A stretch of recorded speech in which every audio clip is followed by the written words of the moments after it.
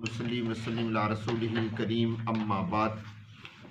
पारा number 12 रकू number है 4 सूरह हूद और आयत नंबर आज हम पढ़ेंगे 41। वक़ाल अरकबू फ़ीहा बिस्मिल्लाहि मजरेहा व मुरसाहा इन्न रब्बी लग़फ़ूरुर रहीम। मेरे दोस्तों, जब तनूर उबल पड़ा, ज़मीन से पानी निकलना शुरू हो गया, अल्लाह रब्बुल इज़्ज़त ने हज़रत नूह अलैहिस्सलातु वस्सलाम से फरमाया इरकबू, इस पर सवार हो जाइए। और सवार होते वक़्त क्या दुआ पढ़नी है? बिस्मिल्लाहि मजरेहा व मुरसाहा, अल्लाह के नाम से इसका चलना है और अल्लाह के नाम से इसका रुकना है। रवायात में आता है कि हज़रत नूह अलैहिस्सलातु वस्सलाम जब उस कश्ती को रुकने के लिए कहते वो खुद ब खुद रुक जाती, और जब उसको चलने के लिए कहते तो वो खुद ब खुद क्या चल पड़ती थी। मैं दोस्तों, सैलाब कितना था? सैलाब के बारे में 3 बातें बड़ी रवायात में साबित हैं। नंबर 1 तो ये कि तकरीबन 120 फुट उसकी ऊंचाई थी।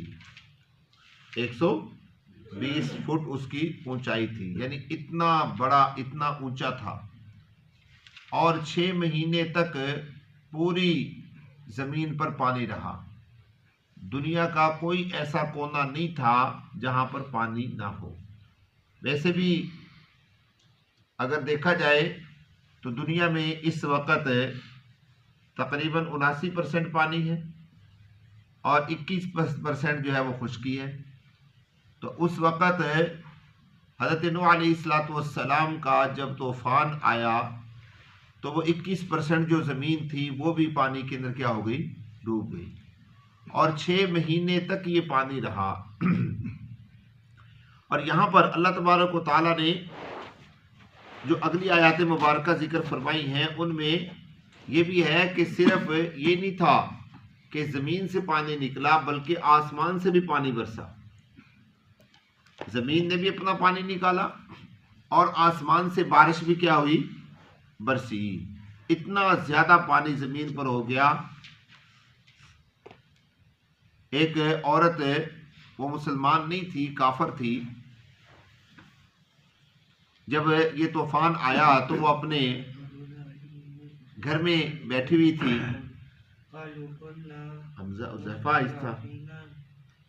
हुज़ैफा आहिस्ता बेटे।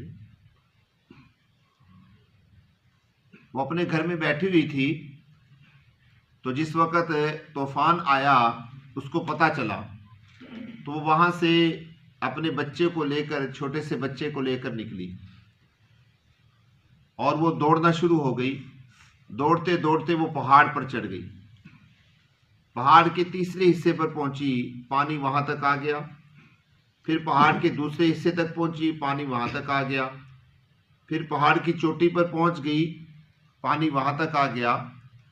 जब चोटी पर पानी पहुंचा तो उसने अपनी एड़ियां ऐसे उठा ली, पानी उसके एड़ियों तक पहुंच गया, ऊपर तक। फिर उसने अपने बच्चे को इस तरीके से ऊपर कर दिया दोनों हाथों से। बच्चा मासूम था और वो ऐसे नीचे खड़ी थी, पानी ऊपर तक आया और उसको भी डुबो दिया और उस बच्चे को भी साथ ही डुबो दिया। हज़रत इब्न अब्बास रज़ियल्लाहु ताला अन्हु यहाँ पर फरमाते हैं कि अगर अल्लाह तबारक व तआला को तरस आता तो इस बच्चे और इसकी माँ पे तरस आता। लेकिन चूंकि अल्लाह रब्बुल इज़्ज़त हज़रत नूह अलैहिस्सलातु वस्सलाम ने दुआ क्या मांगी थी? ला तज़र अलल अर्दी मिनल काफिरीन दय्यारा। और मेरे दोस्तों, जरा गौर कीजिएगा कि वो एक माँ नहीं होगी, उस जैसी पता नहीं कितनी माएँ होगी जो अपने मासूम बच्चों को लेकर फिर रही होंगी, लेकिन अल्लाह तबारक व तआला ने किसी को भी नहीं छोड़ा। और कुरान पाक में अल्लाह रब्बुल इज़्ज़त ने जो क़यामत का मंजर पेश किया है वो तकरीबन इससे मिलता जुलता है कि माएँ अपने बच्चों को दूध पिला रही होंगी, लोग दूध निकाल रहे होंगे, मार्केट वाला मार्केट में काम कर रहा होगा। जब क़यामत का झटका लगेगा तो अल्लाह रब्बुल इज़्ज़त कुरान पाक में इरशाद फरमाती हैं कि हामिला جتنی بھی مادائیں ہیں ان کے حمل گر جائیں گے.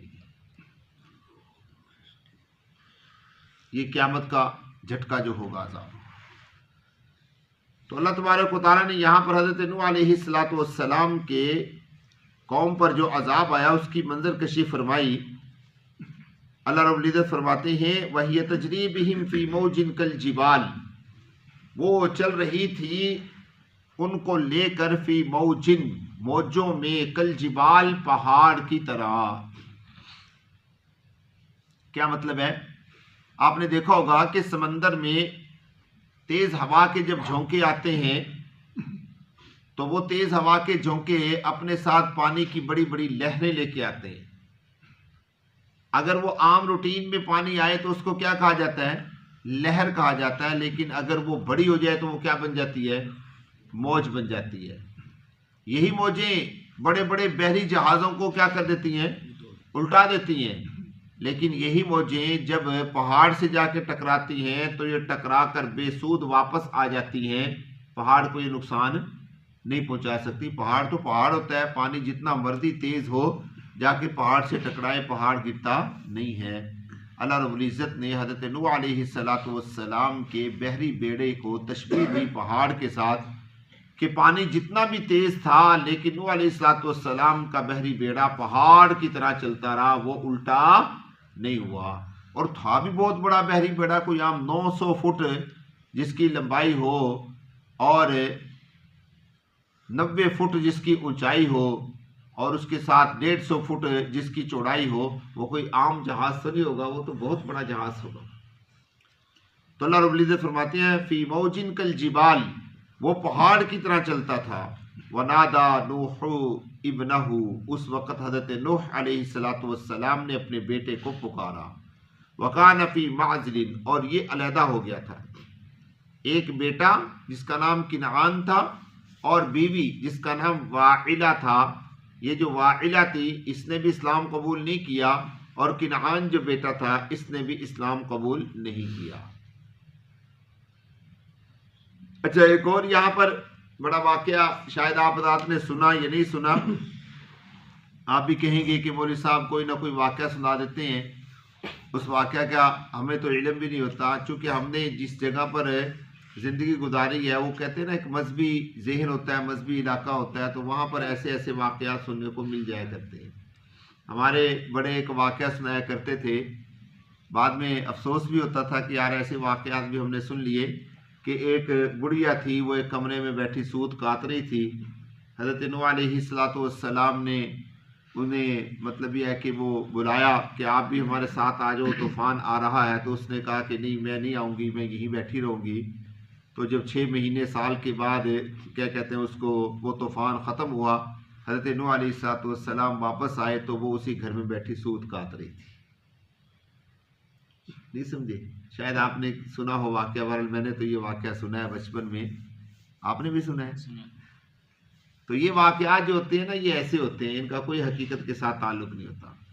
تو حضرت نوح علیہ السلام نے اپنے بیٹے کو پکارا جو کنعان تھا، جو کافر ہو گیا تھا، اور ساتھ یہ کہا یا بنی ارکب معنا. یا بنی ارکب معنا، اگر اس کو الگ الگ پڑھیں تو پھر ایسے پڑھیں گے، لیکن اگر ملا کے پڑھیں تو یا بنی ارکب معنا، کم معنا، اے ہمارے بیٹے سوار ہو جائیے ہمارے ساتھ.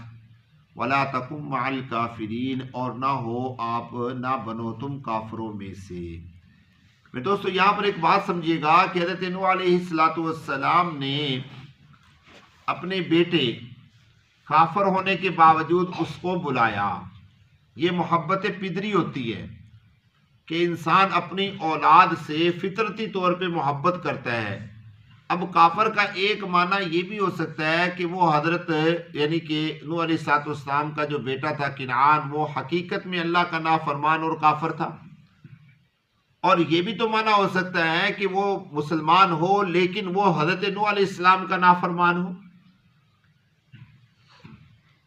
انہوں نے جیسے کئی لوگ کہہ دیتے ہیں کہ نہیں جی میں اکیلے ٹھیک ہوں، میں بچ جاؤں گا، میں پہاڑ کی چوٹی پہ چڑھ جاؤں گا، جیسے اس نے کہا کہ یہ طوفان، میں تو طوفان دیکھنا چاہتا ہوں، یہ ہے وہ ہے.